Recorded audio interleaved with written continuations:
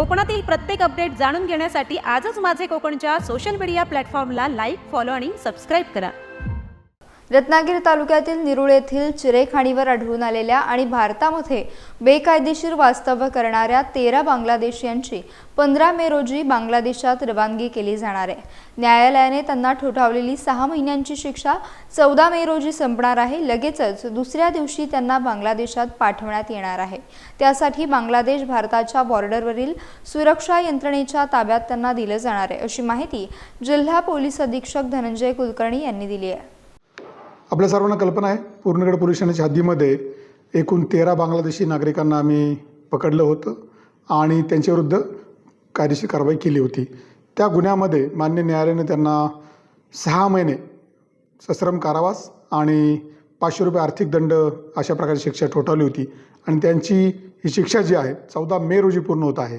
त्यामुळे त्यांच्या इथून परदेशी बांगलादेश इथे पाठवण्यासाठी डिपोर्टेशनची प्रक्रिया आहे ती आम्ही सुरुवात केलेली आहे। त्यासाठीचा जो पत्रव्यवहार आहे तो आम्ही संबंधित एजन्सीला केलेला आहे आणि त्यानंतर लगेचच त्यांना बांगलादेशमध्ये पाठवण्याची जी कारवाई आहे ती लगेचच सुरू केली जाईल आणि त्यासाठी लागणारा जो काही गार्ड आहे किंवा त्यासाठी लागणारी जी काही व्यवस्था आहे त्यासाठी आम्ही सध्या तयारी करत आहोत आणि त्यांना 14 तारखेनंतर कोणत्याही वेळेस जेव्हा आम्हाला सूचना मिळेल त्यावेळेस त्यांना बांगलादेशमध्ये त्यांना पाठवलं जाईल, त्यांना तिथील एजन्सीकडे सुपूर्द केलं जाईल।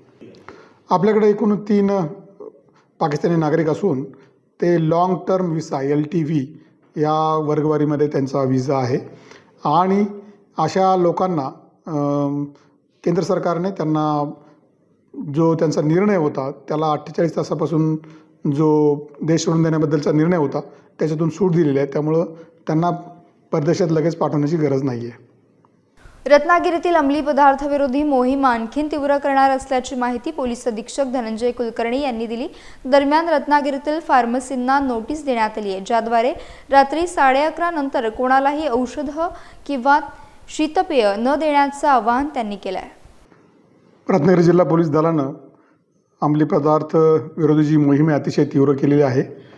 मागील जानेवारीपासून जर आपण कालखंड लक्षात घेतला तर एकूण 17 लोकांविरुद्ध आम्ही अशा प्रकारची कारवाई केलेली आहे। त्याच्यामध्ये जे अंमली पदार्थ आहेत, गांजा असेल, MD असेल किंवा टर्कीसारखे दुसरे नशा करण्यासारखे पदार्थ आहेत ते जप्त केलेले आहेत आणि त्यांच्याविरुद्ध कठोर अशा प्रकारची प्रतिबंधक कारवाईसुद्धा केलेली आहे।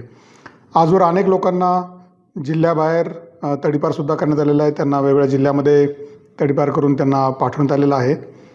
अजूनही काही लोकांच्या विरुद्ध कारवाई जी आहे ती चालू आहे, त्यांच्याबद्दलची प्रक्रिया चालू आहे आणि त्याच्याबद्दल लवकरच त्यांचा निर्णय होऊन त्यांनासुद्धा जिल्ह्याबाहेर तडीपार करण्याची प्रक्रिया चालू आहे। ह्याचाच एक भाग म्हणून आम्ही दुसरी एक मोहीम आम्ही शहरामध्ये चालू ठेवली, कारण अनेक ठिकाणी अशा प्रकारची माहिती असते की जे काही प्रिस्क्राईब ड्रग्ज असतात, जी औषधं आहेत त्याचाही वापर नशा करण्यासाठी केला जातो, अशा प्रकारची एक गोपनीय माहिती मिळाली होती। म्हणून ज्या ठिकाणी 24 तास औषधं विकण्याची परवानगी अशा प्रकारच्या फार्मसी दुकानांना सुद्धा आम्ही नोटिसेस दिलेल्या आहेत की त्यांनी रात्री 11:30 नंतर कुठल्या प्रकारचं शीतपेय किंवा कुठल्या प्रकारचं इतर वस्तू विकू नयेत, जेणेकरून त्याचा उपयोग अशा प्रकारचे नशा करण्यासाठी केला जातो। म्हणून हे बाबसुद्धा आम्ही सर्व ठिकाणी आम्ही त्यांना एक नोटीसद्वारे सर्व फार्मसी विक्रेत्यांना दिलेली आहे आणि त्याचा अवलंब होतो की नाही हे सुद्धा आम्ही खातरजमा करत आहोत।